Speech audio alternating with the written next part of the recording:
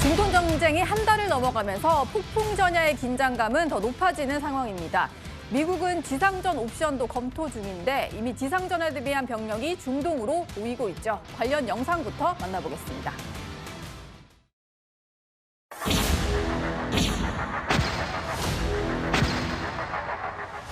President Trump does not bluff, and he is prepared to unleash hell.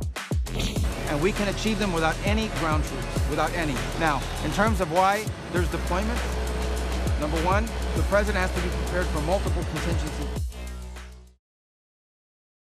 네, 트럼프 대통령은 이란의 석유를 차지하는 것을 가장 하고 싶은 것이다. 파이낸셜 타임스와의 인터뷰에서 이런 얘기를 했습니다. 그러면서 하르그 섬 점령할 수도 아닐 수도 많은 선택지가 있다. 이런 얘기를 했는데요. 전성훈 비서관님, 네. 석유 얘기를 이제 꺼냈는데 그렇다면 지상전이 만약에 투입된다면 하르그 섬부터 시작될 수 있다. 이렇게 봐야 될까요?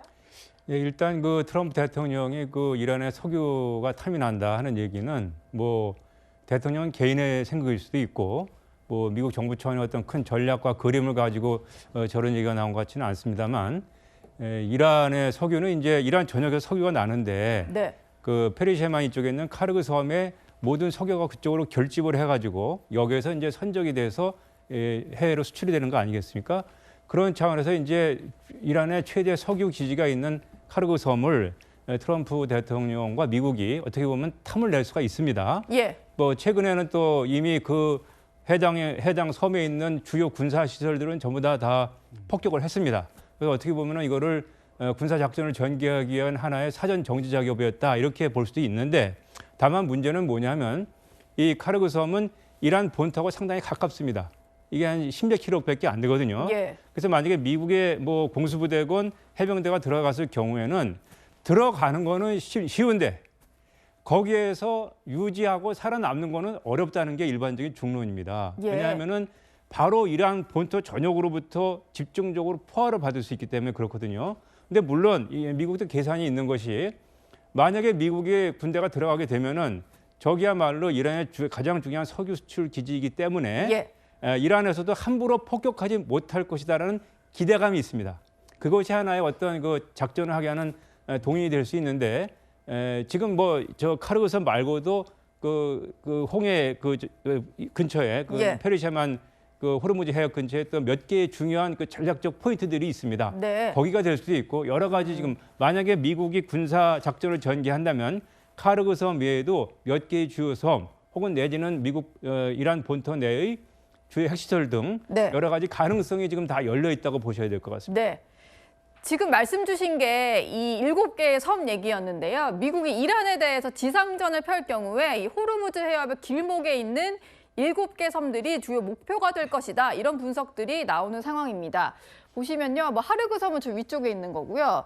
호르무즈 해협을 중심에 놓고 뭐 캐슘섬, 행감섬, 소툰부 대투부, 아부무사섬 이렇게 7가지 섬이 있는데 이걸 얘기를 할 때 뭐 아치형 어떤 전략이라 뭐 아치형 방어선이다 이런 얘기도 나오는 것 같고 이란 내에서는 침몰하지 않는 항공모함이다 이런 표현도 쓰는 것 같아요. 이용중 센터장님.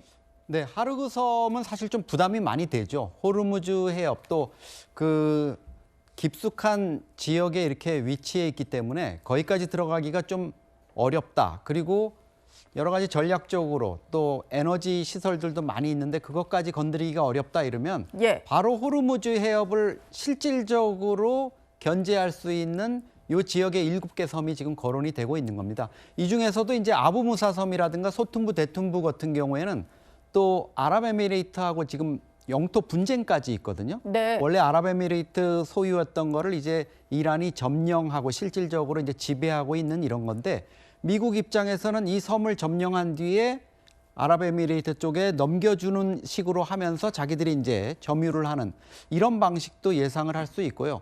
어쨌든 이 지역에 들어가서 작전을 할 수 있는 여건들이 또 좋은 점도 있습니다. 여기에 다 보면은 섬이 크지는 않더라도 활주로 같은 게 다 건설이 돼 있고 이렇기 때문에 먼저 물론 대규모 폭격을 통해 가지고 제압을 한 다음에 공정부대나 이쪽에서 들어가 가지고 다시 복구를 하고 이제 미군 전력이 들어가는 이런 방식이 거론이 될 수가 있습니다. 예. 중동 내에 미군 규모가 5만 명을 넘어섰다 이런 보도들도 나오고 있습니다. 저희가 중동을 향해서 속속 미군의 부대들이 향하고 있다라는 말씀은 드렸는데요. 벌써 5만 명이 집결을 했다라고 하네요.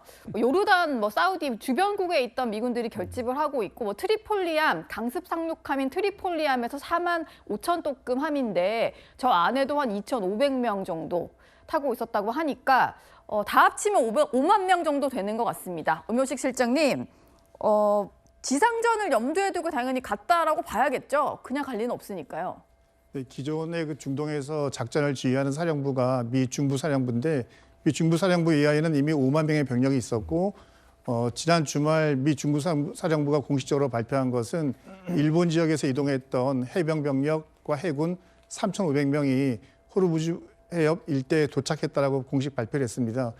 물론 발표된 인원은 3,500명이지만 이 병력 외에도 미국에서 추가로 해병과 해군이 오고 있고 추가로 공수사단 또는 일반 보병들까지 해서 현재 5만 명 플러스 2만 명까지도 올 수 있다는 언론 보도들이 나오고 있는데요. 네. 이런 병력들은 물론 기본적인 임무가 지상에서 전투를 하는 부대인 것은 분명한데 그렇다고 해서 이 부대들이 도착하자마자 바로 지상전이나 또는 지상 전투를 전개한다고 볼 수는 없고요. 일단 이 병력들이 도착함으로써 이란 핵심 지휘부에게 심리적인 압박 그리고 군사적으로 활동할 수 있다라는 그런 부담을 줌으로써 어떤 정치적인 양보나 정치적인 노선의 변경을 추구할 수는 있는데 정 도저히 구현이 어렵다라고 생각될 때에는 예. 트럼프 대통령의 결심에 따라서 제한적 지상전이 가능할 것으로 예상이 됩니다. 예. 5만 명이 집결을 했다라고 하니까 꽤 많은 인원 같았는데 앞서 이제 다른 전쟁들과 좀 비교를 해보면요. 지상전을 펴기에는 5만 명은 너무 적은 인원이다. 이런 얘기도 나오는 것 같습니다.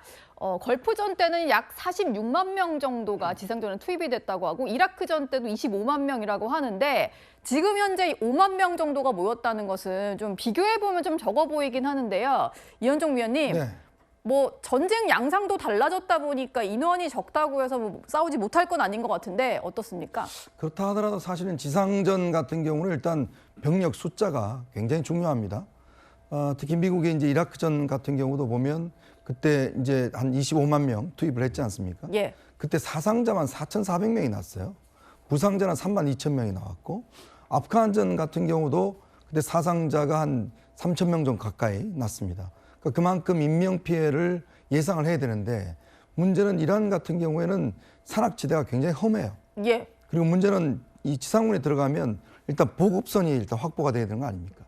그걸 끊어버리면 큰일인데 문제는 지금 혁명수비대가 한 15만 명 정도 있고 일반 군인들이 한 40만 명 정도 있는 상황에서 예. 미국 단독으로 한 5만 명 정도를 투입한다는 거는 이거는 지난번에 미국에 사퇴한 대테러 팀장이 이야기했듯이 이건 완전 인질극이다라는 이야기를 한 바 있지 않습니까? 네. 그린벨의 출신인데요. 예.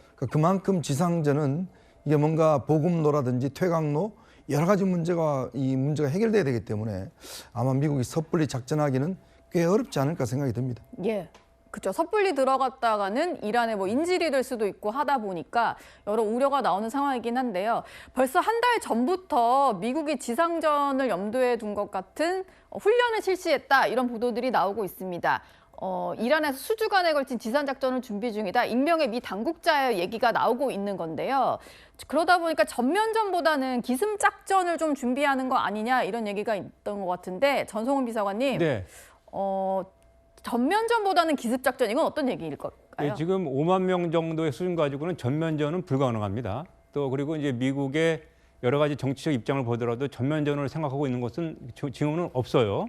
다만 이제 그 기습작전을 한다는 것은 제한된 특정 지점에 짧은 기간 병력을 투입해서 소기의 목적을 가지고 성과를 이룬 다음에 바로 철수하는 예. 이런 특수작전을 하는 건데 이런 특수작전을 할 수 있는 대상은 지금 얘기가 나왔듯이 카르그 섬이라든가 호르무즈 해협의 주요 전략적인 포인트들 네. 그리고 이제 이란 내부에 있는 두 개의 핵시설이 있습니다. 이스파한하고 나탄자에 거기에 지금 지하에 미국이 그렇게 갖고 싶어하는 고농축 우라늄이 지금 매몰돼 있어요.